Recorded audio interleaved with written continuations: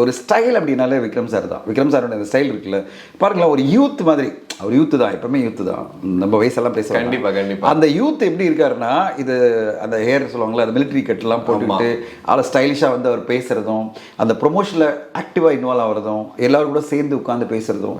அவர் ego இருக்கா பார்த்து அவ்வளோ அவருக்கு ஏதாவது ஈகோ இருக்கா பார்த்தீங்களா? அவ்வளோ பெரிய உச்சத்தில் இருக்கிற ஒரு நடிகர் 30 வருஷம் நடிச்சிட்டு இருக்காரு. ஆனால் எல்லாரும் கூட சேர்ந்துட்டு ப்ரொமோட் பண்ணிட்டு இருக்காரு.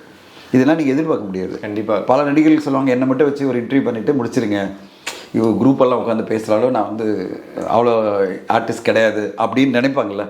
ஆனால் அதெல்லாம் கிடையாது. நான் எல்லாரோட சேர்ந்து டைரக்டரும் பேசட்டும், சுராஜ் வெஞ்சாமுத்தும் பேசட்டும், எஸ்ஜே சூர்யா பேசட்டும், அதை பண்ணிட்டு இருக்கேன், அது துஷாரா விஜயனும் பேசட்டும், நானும் கூட இருந்து பேசுகிறேன். இந்த அன்பு இருக்குல்ல, இந்த ஒரு புரிதல். நான் வந்து தங்கலான் ப்ரொமோஷனை போய் பார்த்தேன். அவர் கவலைப்பட மாட்டார். இந்த டைம் பார்வதி, இந்த டைம் மாளவிகா மோகனன், இந்த டைம் ரஞ்சித் சார் எல்லாரும் பேசிகிட்டு இருப்பாங்க. அவர் கூட நின்று பேசிட்டு இருப்பார். அவருக்கு வந்து அது அந்த ப்ரொமோஷன் அப்படின்றது வந்து டீமாக பண்ணணும் அப்படின்னு ஆசைப்படுவார். எங்குமே தமிழ் தெலுங்கு எங்கே போனாலும் அப்படி தான் அவர் பண்ணார்.